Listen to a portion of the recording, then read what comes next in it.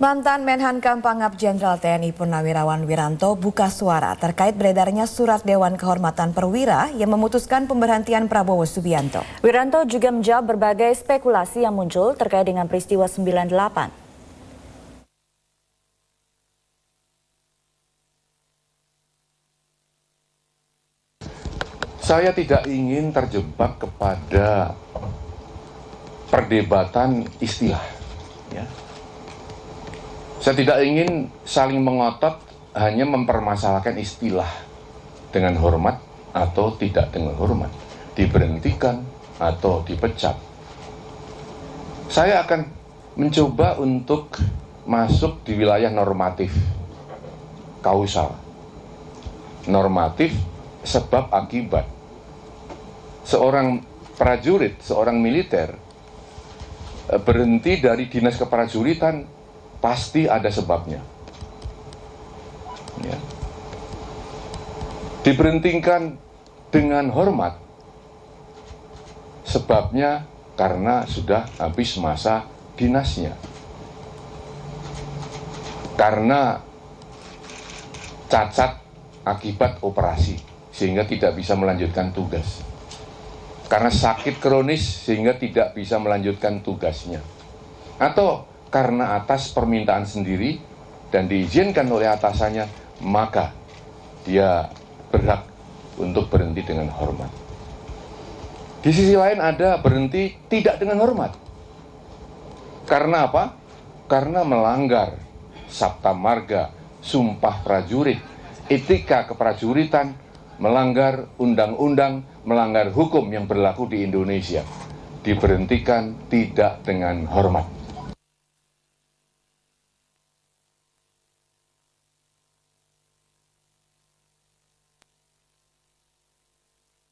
Saya nggak ikut perdebatan, tapi ikut terlibat nama saya di sana. Dan harus menjawab. Ya, kalau tidak saya jawab, ada sesuatu yang hilang dari perdebatan itu. Penculikan itu, atau aksi penculikan oleh oknum, ya saya katakan oknum, ya, Kopassus Angkatan Darat, itu dilakukan pada medio Desember tahun 1997 sampai dengan Maret 1998. Ya. Pada saat penculikan berlangsung, Panglima ABRI-nya waktu itu masih Jenderal Purnawirawan almarhum sekarang, Faisal Tanjung. Nah, pada saat bulan Maret, 7 Maret tepatnya ya, pada saat kasus itu harus dibongkar, terungkap, diusut, saya kebetulan sudah mengganti sebagai Panglima ABRI. Ya. Dengan demikian, waktu kasus itu terjadi, Panglimanya masih yang lama, waktu pengusutan, Panglimanya yang baru, saya. Saudara sekalian, saya koordinasi dengan Pak Faisal Tanjung waktu itu. Saya tanyakan kepada beliau, Pak, apakah Bapak pernah memerintahkan untuk menculik? Apakah Bapak pernah memerintahkan untuk melakukan aksi-aksi represif? Beliau mengatakan tidak. Tidak pernah saya, kan begitu. Betul-betul tidak pernah. Saya pun mengatakan saya juga tidak pernah. Ya, dengan demikian maka saudara-saudara sekalian, ya, tidak ada kebijakan dari pimpinan TNI atau pimpinan ABRI yang ekstrim waktu itu untuk memerintahkan melakukan penculikan, tidak ada.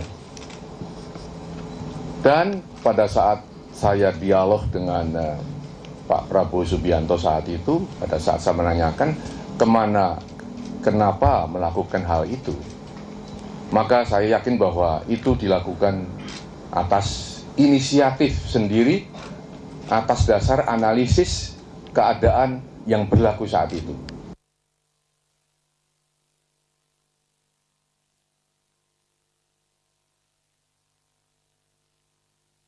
Jadi jangan sampai disampuradukan, ya. Panglima sebagai penanggung jawab untuk meredam, mengusut, dan menghukum harus juga bertanggung jawab pada dalang kerusuhan yang milik orang lain yang mengambil keuntungan dari kerusuhan itu, mengambil keuntungan dari penculikan itu, dan mengambil keuntungan dari penembakan itu.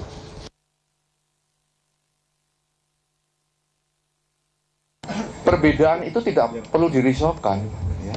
Tidak terbelah ya. Sementara ini Purnawirawan itu kan sudah selesai masa dinasnya. Maka dia bukan lagi prajurit-prajurit yang tidak berhak untuk melaksanakan hak pilihnya. Prajurit TNI setelah pensiun, maka hak politiknya dipulihkan, berhak dipilih dan berhak memilih. Maka tatkala masing-masing punya pilihan, ya biar saja.